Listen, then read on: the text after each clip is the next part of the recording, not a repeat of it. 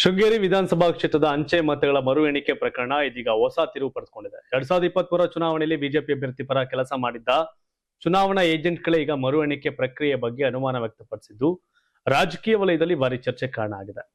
BJP ಪಕ್ಷದ ಅಂದಿನ ಚುನಾವಣಾ ಏಜೆಂಟ್ ಹಾಗೂ ಹಾಲಿ ಡಿಸಿಸಿ ಬ್ಯಾಂಕ್ ನಿರ್ದೇಶಕರಾದ BS ಸತೀಶ್ ಅವರು 2023 ನಡೆದ ಮತ ಎಣಿಕೆ ಸಂಪೂರ್ಣ ಪಾರದರ್ಶಕವಾಗಿತ್ತು.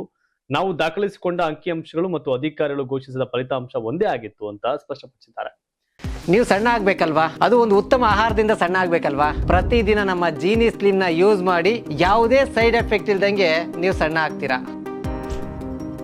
2023 ಫಲಿತಾಂಶದ ಪ್ರಕಾರ ಬಿಜೆಪಿ ಅಭ್ಯರ್ಥಿ DN ಜೀವರಾಜ್ ಅವರಿಗೆ 689 ಅಂಚೆ ಮತಗಳು ಹಾಗೂ ಕಾಂಗ್ರೆಸ್ ಅಭ್ಯರ್ಥಿ TD ರಾಜೇಗೌಡ ಅವರಿಗೆ 562 ಮತಗಳು ಬಂದಿದ್ವು. ಆಗ 279 ಮತಗಳನ್ನು ಅಮಾನ್ಯಗೊಳಿಸಲಾಗಿತ್ತು. ಆದರೆ 2026 ಮರು ಎಣಿಕೆಯಲ್ಲಿ 257 ಮತಗಳು ಅಮಾನ್ಯಗೊಂಡಿದ್ದು, ಅದರಲ್ಲಿ 255 ಮತಗಳು ಕಾಂಗ್ರೆಸ್ ಅಭ್ಯರ್ಥಿಯದ್ದೇ ಆಗಿರುವುದು ಹಲವು ಅನುಮಾನಗಳಿಗೆ ಕಾರಣವಾಗಿದೆ.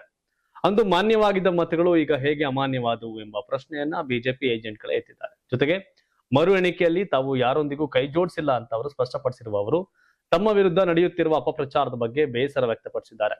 ಈ ಹಿನ್ನೆಲೆಯಲ್ಲಿ ಸಮಗ್ರ ತನಿಖೆ ನಡೆಸಿ ಸತ್ಯಾಂಶ ಹೊರ ತರಬೇಕು ಅಂತ ಆಗ್ರಹಿಸಿರ್ತಕ್ಕಂಥ ಬಿಜೆಪಿ ಏಜೆಂಟ್ಗಳು ಮರು ಎಣಿಕೆ ವಿವಾದಕ್ಕೆ ಹೊಸ ರಾಜಕೀಯ ಟ್ವಿಸ್ಟ್ ಅನ್ನ ಕೊಟ್ಟಿದ್ದಾರೆ.